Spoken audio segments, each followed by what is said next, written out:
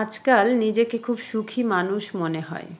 ইচ্ছে করে জাদুর কোনো ফ্রেমে যদি এই সময়টাকে বন্দি করে রাখতে পারতাম, হয়তো জীবনে কখনো অসুখী হওয়ার কোনো ভয়ই থাকতো না।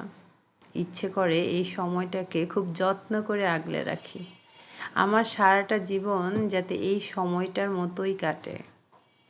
ইচ্ছে করে এই সময়গুলোকে কখনো হারিয়ে না ফেলি। আজকাল নিজেকে খুবই সুখী মনে হয়।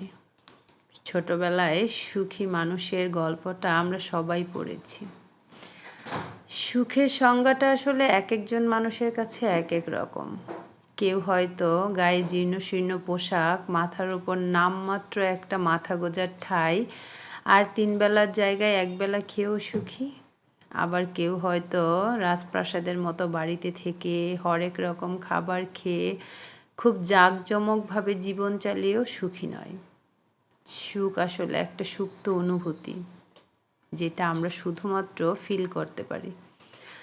আমরা শুধুমাত্র অনুভব করতে পারি সুখকে, কখনো সুখকে ধরে বা ছুঁয়ে দেখা সম্ভব না। সুখকে আসলে আমরা চোখেও দেখতে পাই না। এই সুপ্ত অনুভূতিটার জন্য আমরা সবাই অনেক আগ্রহ, অনেক অপেক্ষা নিয়ে থাকি। সবাই অনেক ইচ্ছা পোষণ করি যে আমরা সবাই যাতে সুখী হই। আমার সুখের অনুভূতিটা একটু ভিন্ন। আমার মনে হয় আমার কাছের মানুষগুলো আমার কাছে থাকলে, প্রিয় সম্পর্কের মধ্যে কোনো রকম জটিলতা না থাকলেই আমি সুখী। আমি চাই আমার প্রিয় মানুষগুলোর চরিত্র এমন হোক, ঠিক যেন রাস্তার পাশে বড় বড় অক্ষরে লেখা কোনো ব্যানারের মতন, যা আমি চলন্ত গাড়িতে বসেও চোখের পলকেই পড়ে ফেলতে পারি। আমার প্রিয় সম্পর্কগুলোর মধ্যে কোনো রকম মিথ্যা না থাকুক, কোনো রকম গোপনীয়তা না থাকুক।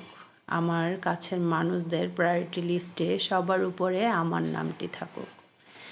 আমি চাই আমার কাছের মানুষরা আমাকে ঠিক এইভাবে ভীষণ রকম ভালোবাসুক।